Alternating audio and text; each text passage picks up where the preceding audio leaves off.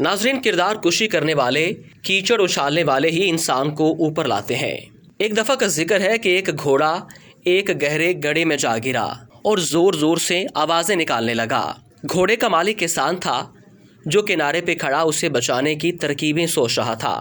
جب اسے کوئی طریقہ نہ سوجا تو ہار مان کر دل کو تسلی دینے لگا کہ گھوڑا تو اب بوڑھا ہو چکا ہے، وہ اب میرے کام کا بھی نہیں رہا، چلو اسے یوں ہی چھوڑ دیتے ہیں، اور گھڑے کو بھی آخر کسی دن بند کرنا ہی پڑے گا، اس لیے اسے بچا کر بھی کوئی خاص فائدہ نہیں ہے۔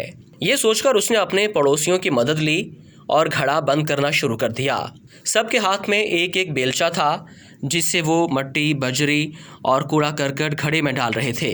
گھوڑا اس صورتحال سے بہت پریشان ہوا، اس نے اور تیز تیز آوازیں نکالنا شروع کر دیں۔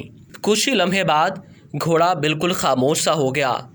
جب کسان نے جھانکا تو یہ دیکھ کر حیران رہ گیا کہ جب جب گھوڑے کے اوپر مٹی اور کچرا پھینکا جاتا ہے تب تب وہ اسے جھٹک کر اپنے جسم سے نیچے گرا دیتا ہے اور پھر گری ہوئی مٹی پر کھڑا ہو جاتا ہے۔ یہ سلسلہ کافی دیر تک چلتا رہا۔ کسان اپنے پڑوسیوں کے ساتھ مل کر مٹی اور کچرا پھینکتا رہا اور گھوڑا اسے اپنے بدن سے ہٹا ہٹا کر اوپر آتا گیا اور دیکھتے ہی دیکھتے اوپر تک پہنچ گیا اور باہر نکل آیا۔ یہ منظر دیکھ کر کسان اور اس کے پڑوسی سکتے میں آ گئے۔ ناظرین، زندگی میں ہمارے ساتھ بھی ایسے واقعات رونما ہو سکتے ہیں کہ ہمارے اوپر کچرا اچھالا جائے، ہماری کردار کشی کی جائے، ہمارے دامن کو داغدار کیا جائے، ہمیں تان و تشنیع کا نشانہ بنایا جائے۔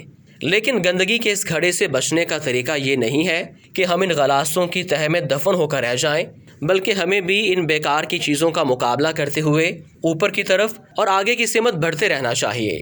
ناظرین، زندگی میں ہمیں جو بھی مشکلات پیش آتی ہیں وہ پتھروں کی طرح ہوتی ہیں، مگر یہ ہماری عقل پر منحصر ہے کہ آیا ہم ہار مان کر ان کے نیچے دب جائیں یا ان کے اوپر چڑھ کر مشکل کے کنویں سے باہر آنے کی ترکیب کریں۔